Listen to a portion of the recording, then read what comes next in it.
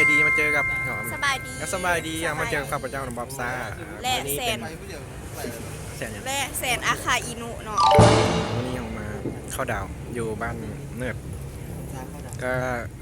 เขาได้มาเก็บงานแต่ตอนโฮเวนมาแล้วแหละก็เดี๋ยวเสียภาพตอนโฮเวนให้เบิ่งว่าเขาเก็บงานอย่างไรแล้วตอนนี้เขาก็ประมาณ4 โมงปลายเขาก็กินมาประมาณพังหนึ่งแล้วเดี๋ยวจีบให้เบิ่งเลยเนาะไปเลย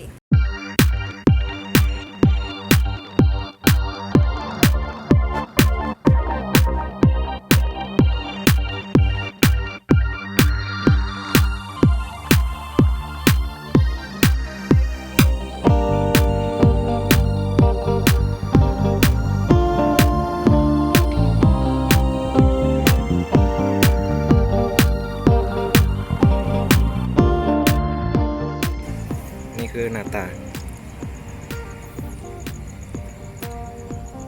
รสชาติกับบ่ถึงกับเสียบ แต่ก็พอกินได้อยากเสียบยืดสิอืมมันอยากเสียบแต่บ่เสียบอยากเสียบแต่บ่เสียบกับเมนูก็มีตัวปิ้งกุ้งแล้วก็บาร์บีคิวมี2 เมนูกุ้งกับบาร์บีคิวกระเจียวตอนนี้เรารอท่าคนมาอยู่ทันมา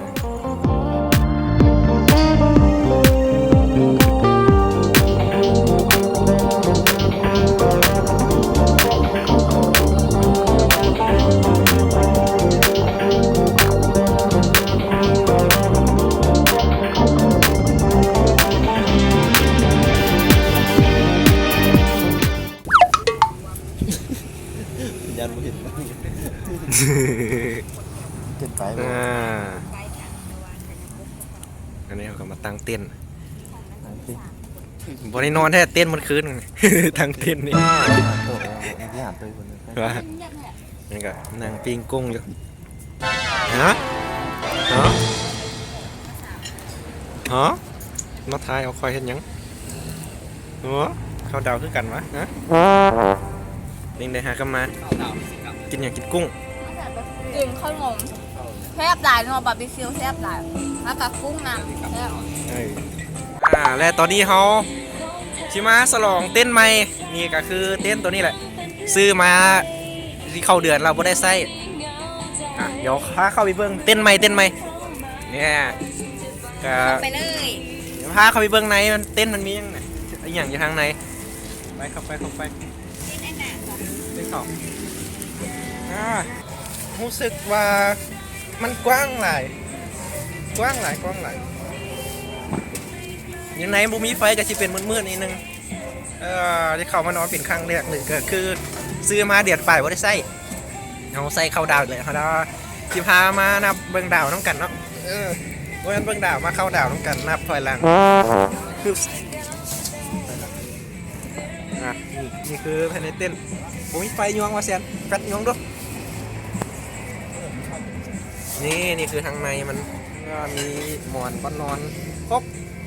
เตรียมนอนเตรียมพร้อมเมาแล้วเข้ามานอนได้เลยออกมาก็หลังจากที่ว่าตอนนี้ใกล้สิฮอด12 โมงอัน00เนาะ00 โมง00ใกล้สิฮอดแล้วก็มีการเฮามาเปิดเพลงห้องคาราโอเกะเดี๋ยวสิให้เบิ่งนี่ก็คือห้องคาราโอเกะเอาใส่ไมค์คิดว่าเจ้าเด้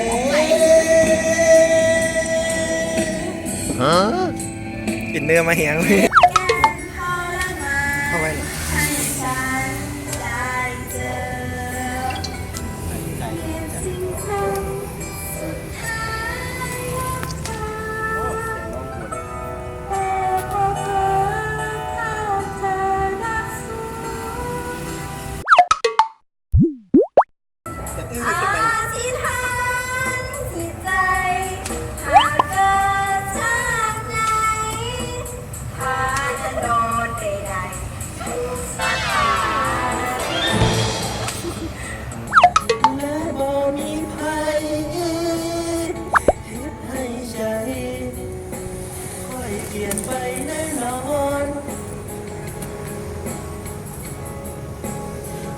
เจอหนาวก็ไหนเหงาเพียงใดคอยโอ้เคยใจอ่อน ถึงแดดลมฮ้อนขอเพียงเจ้าหากันต้องทำได้กะสิแล้วปี 2019 กาซิเมิดไปนะไอ้ใน2 นาทีนี่ใกล้ซิเมิดไปแล้วปี 2019 เนาะเดี๋ยวเฮาสินับถอยหลังอีก2 นาที 9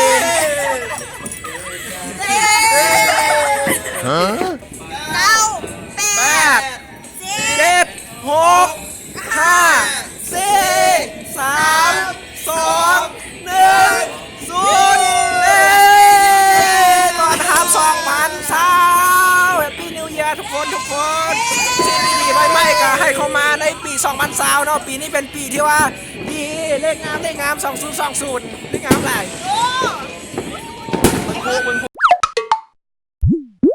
มี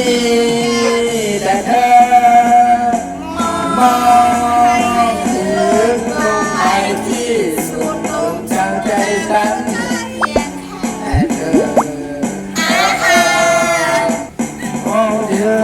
ยืนเคียงข้างในนาทีนี้เรามีแค่เธอเต้นกันเต้นกันมากัน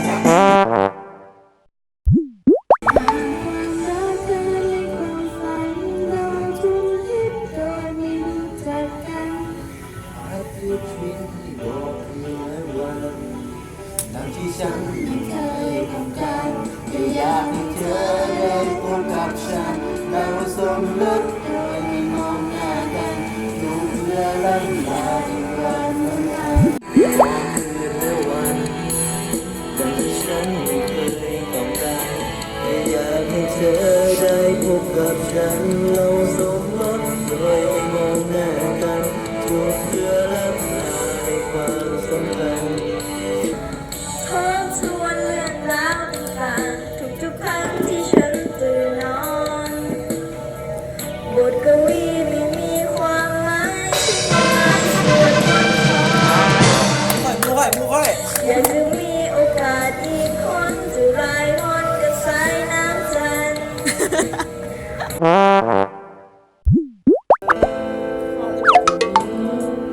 บางทีคนเรียนสับสนมีใครบ้างไหมสักคนที่ลองพ้นมาฟังเรื่องราวบางทีบางทีก็เหมือนไม่มีมันคือในโลกดีๆบางทีฉันก็ปวดร้าวเฝ้าสาดูใครก็พร้อมครอบครัวทำไมก็มีแต่ตัว แล้วหัวใจสิ้นดีอย่าลืมฉันอย่าเดินหนี ตอนนี้หัวใจสับสนโดนที่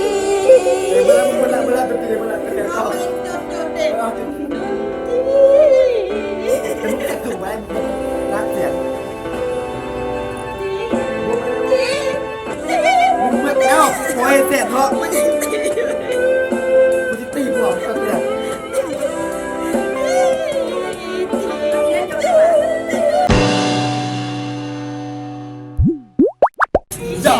มันคิดออกแต่คำเดียวเดี๋ยวนี้ วันนี้คอยมาได้ไกลทำไมถึงฉันผีไม่สั่นวันดีเด้อพี่น้องเอ๋ยพี่น้องเอ๋ยพี่น้องเอ๋ยพี่น้องเอ๋ยพี่น้องเอ๋ยผมโยกนี่มาอยู่กับบอบซ่าโอเมนอยู่ล่าไม่ได้เข้ามากินเบียร์และเป๊ปซี่ให้มันซ่า โอ้ เดี๋ยวจะท่านเดี๋ยวจะท่านมีก็มานะมีก็มากันนะจริงจริงกันหรือวะ